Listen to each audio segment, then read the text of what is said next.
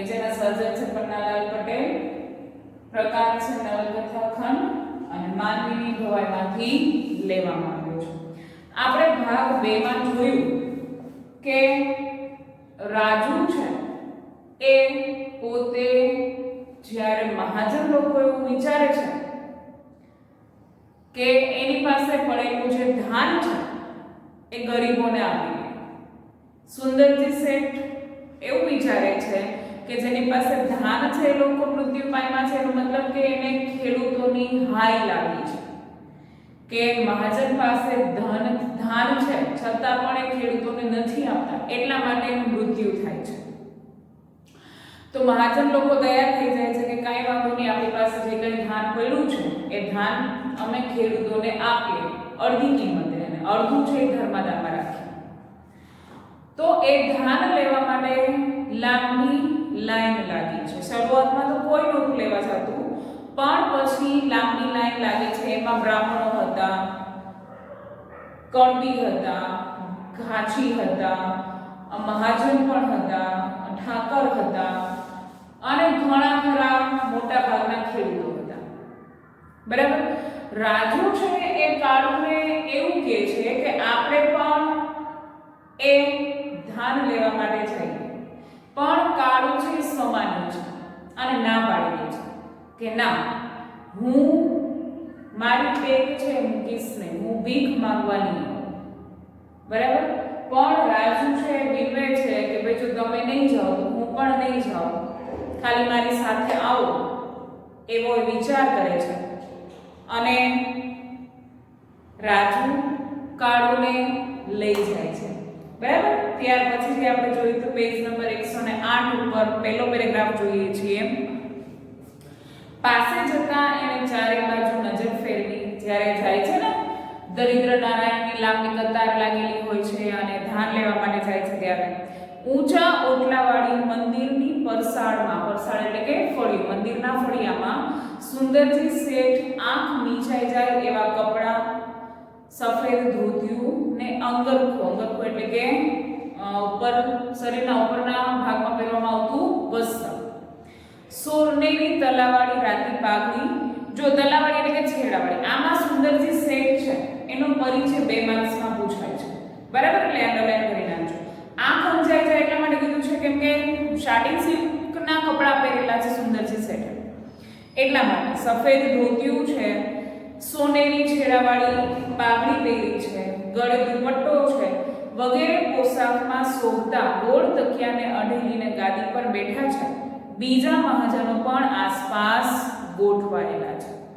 સુંદરજી શેઠ પરદેશથી આવેલા છે, મોભો છે એનો ગામમાં, માન છે એનો ગામમાં, અને અહીંયા એનો પરિચય આપેલો છે કે કઈ રીતના કેવા કપડાં પહેરીને બેઠેલા છે. ટોટાદાર તમંચા સાથે, ટોટાદાર એટલે કે દારૂ ખાનું છે એ ફોડવાનો ટોટો, એક જાતની બંદૂક, એક તરફ ખુરશી ઢાળીને ફોજદાર બેઠા છે, તો હવાલદાર પેલી કારતૂસી બંદૂક સાથે ચારેય બાજુ નજર ફેરવતો તોલાટની બાજુમાં ગોઠવાયેલો છે. તોલાટ એટલે કે વજન કાંટો, કોઈને વધતા ઓછા ના જાય એ માટે થઈને એ ફોજદાર છે એ ત્યાં બેઠો છે. કેટલાક સિપાઈ લાકડીઓ સાથે ફરી રહ્યા છે.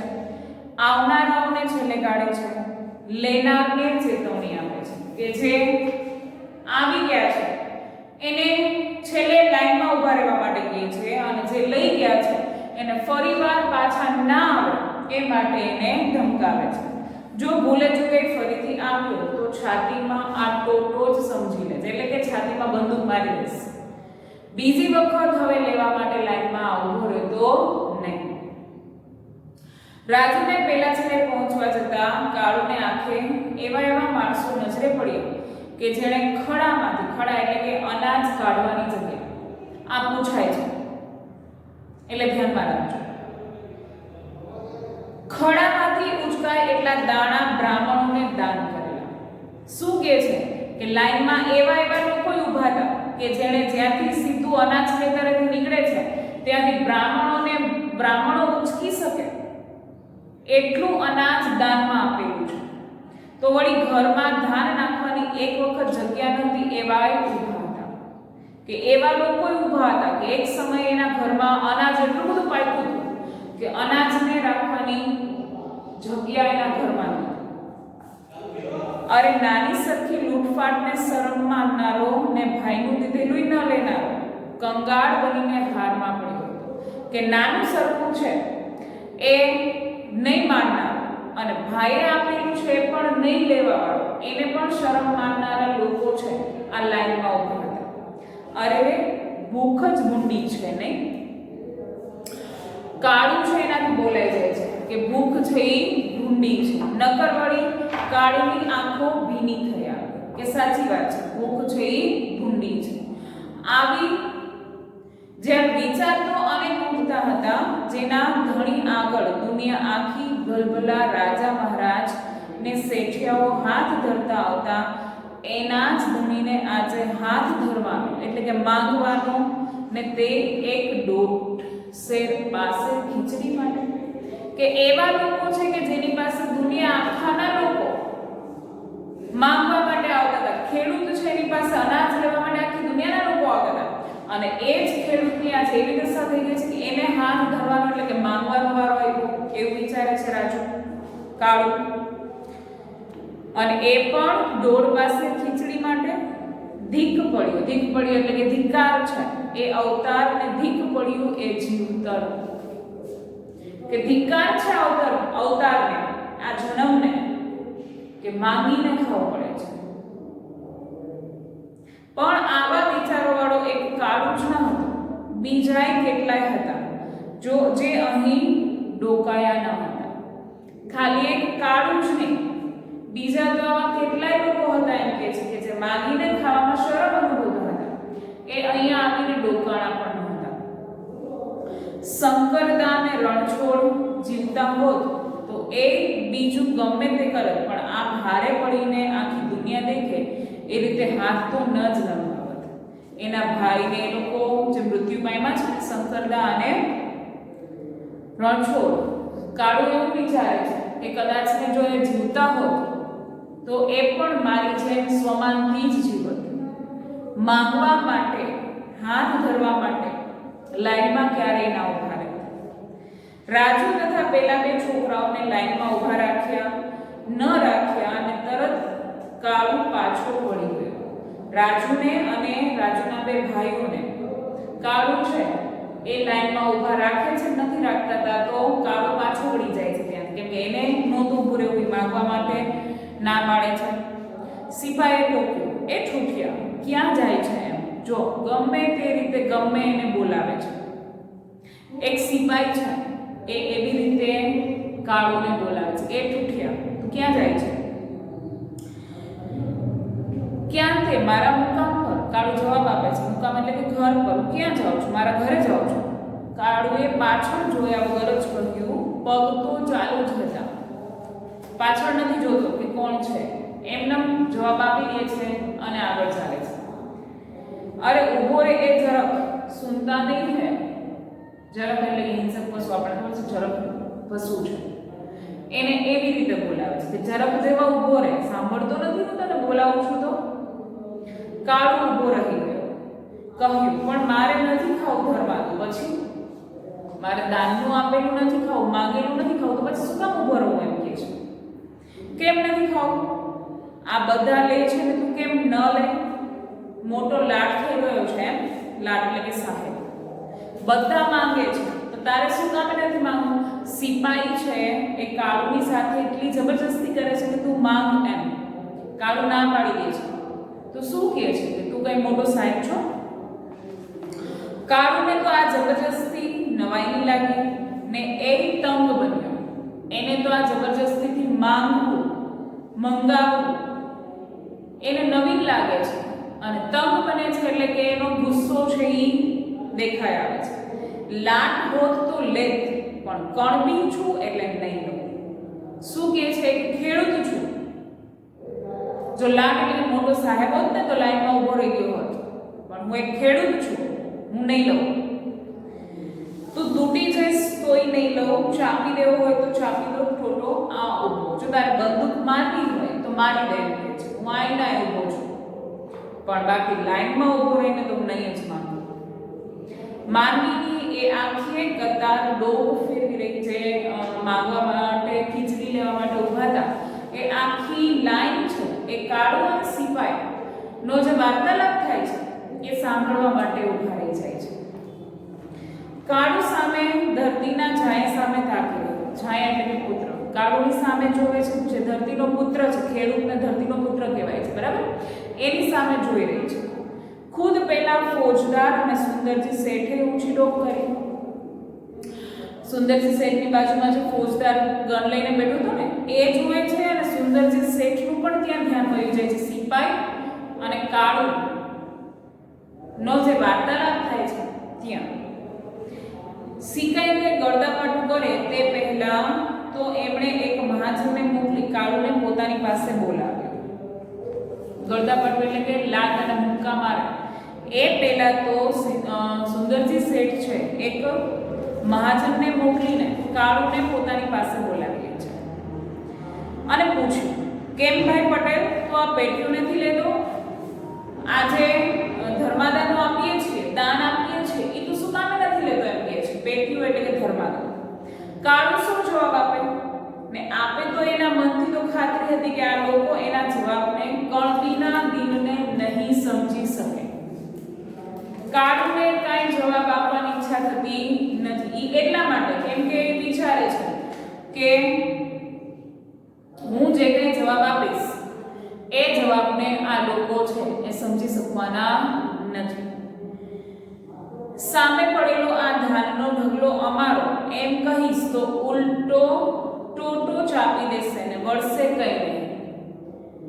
જો હું જવાબ આપું, કાળુ એમ કહે છે, તો હું એમ કહીશ કે આ સામે પડેલો ધાનનો ઢગલો છે મારો છે, અમારો છે, ખેડૂતનો છે.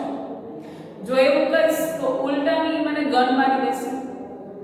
અરે વળે શું નહીં, જો આ બધા ધાનના ધણીઓ હાથ ધરવાને બદલે હાથ ઉગામે તો આ બંદૂકવાળાએ નાસવા માટે ઊભી પૂછડીએ. શું કહે છે કે હાથ ધરવાવાળા જો હાથ ઉઠાવવા લાગે, અત્યારે જે માંગે છે લોકો કદાચને હાથ ઉઠાવીને એની સામે થાય તો એની પાસેથી લઈ બંદૂક અને સામેવાળાને પહોંચી શકે એમ છે. પણ ખેડૂતો એક થવા જોઈએ એમ કે છે. પછી શું કામે ધાન છે એમને ના આપે, માંગીને શું કામે અમે લઈએ. અહીંયા પણ કાળુનું સ્વમાન છે એ દેખાય છે અને વિચારે છે કે જો બધા ખેડૂતો સાથે મળી જશે તો આ અનાજ છે એ એમને મળી જશે, પોતાના હકનું છે અને એને મળી જશે, બરાબર? એટલે એ વિચારે છે કે સુંદરજી શેઠને શું જવાબ આપો, કેમ કે સ્વમાની છે, પોતાનું સ્વમાન છે, પોતાની ટેક છે. એવું કહે છે કે જો આ બધા જ ખેડૂતો ધાન માંગવાની બદલીમાં હાથ ઉગામે તો આ જે બંદૂકવાળા છે એ ઊભી પૂછડીએ નાસવા લાગે, બરાબર? શા વિચારમાં પડી ગયા છો ભાઈ, મને તું જવાબ તો આપ. સુંદરજી શેઠના શબ્દોમાં મીઠાશ નહીં, હૈયાને સુવાળું સુવાળું લાગે એવું કંઈક ટપકતું હતું. સુંદરજી શેઠ છે બોલે છે, કાળુને કહે છે કે શું વિચારમાં પડી ગયો છો તું, મને તું કંઈક તો જવાબ આપ. પણ એના આટલા શબ્દો છે એ શબ્દો કાળુને એવા લાગ્યા કે જ્યારે હૃદયને ટાઢક આપે છે, કોઈ પોતાનું બોલે છે પોતાના માટે એવું લાગે છે ને તેથી જ તો કાળુની પેલી આંખ ભરી આંખોમાંથી ટપ ટપ કરતા આંસુ જ ખરી પડ્યા. દિલથી ભરેલો હતો, મનની અંદર પડેલું ક્યાંક બહાર ઠાલવું હતું. પણ જ્યારે સુંદરજી શેઠના એવા શબ્દો સાંભળે છે ત્યાં તો કાળુની આંખમાંથી આંસુ છે એ નીકળી પડે છે. શું કહું શેઠ, છાતી સામે અમારા જ કમાયેલા આ ધાનના ઢગલા જોઈને અમારા કાળજા શું કહેતા હતા. કાળુ છે બોલે છે કે મારે તમને શું કહેવું, અમારી નજર સામે જ આ ધાનના ઢગલા છે અમે તૈયાર કર્યા અને એ જ ઢગલામાંથી અન્ન લેવા માટે અમારે માંગવા માટે આવવું પડે, ભીખ માંગવી પડે. પણ હશે કહે તે પહેલા તો ડૂસકું નીકળી ગયું ને એ ધ્રુસકે ધ્રુસકે રડી પડી કે હશે કાંઈ વાંધો નહીં, ચાલો એવી પરિસ્થિતિ ક્યારેક આવે એવું બોલી શકે એ પહેલા તો એ રડવા લાગે છે. આવડા મોટા શેઠ મહાજનોને ફોજદાર આગળ જઈ સવાલ જવાબ કરતા કાળુને જોઈ દૂર ઊભેલો નાનો બોલી ઉઠ્યો. કાળુને રડતો જોઈ આવો લાગ મળ્યો તો કે મળશે? લાગ એટલે કે મોકો. આવો મોકો મળ્યો તો કે મળશે હવે? ને ઘાટો પાડીને કહી નાખ્યું. ઘાટો એટલે કે બરાડો પાડીને. હાથ નતો ધરવો ત્યારે હવે રોવા શું કામ બેઠો છે? નાનો એટલે કે એનો સાળો જે સાથે આવેલો છે. શું કહે છે કે તું ત્યાં આટલા બધા માણસોની સામે, ત્યાં જે મોટા માણસો બેઠા છે ત્યાં જઈને તું સવાલ જવાબ કરે છે, તારે હાથ નહોતો ધરવો તો શું કામ અહીંયા આવ્યો છે? હવે શું કામ રડવા બેઠો છે? એવી રાડો પાડીને ત્યાંથી ટોળામાંથી બોલે છે કે તે વિચાર્યું કે મારા હાથ નથી ધરવો, નથી માંગવો, તો શું કામ તો અહીંયા આવ્યો? અને હવે આવી જ ગયો છે તો રડવા શું કામે લાગ્યો છે?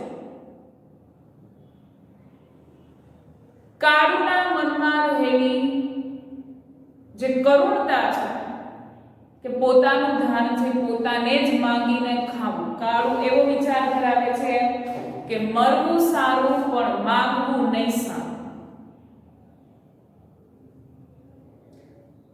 એટલા માટે એનાથી રડાઈ જાય છે.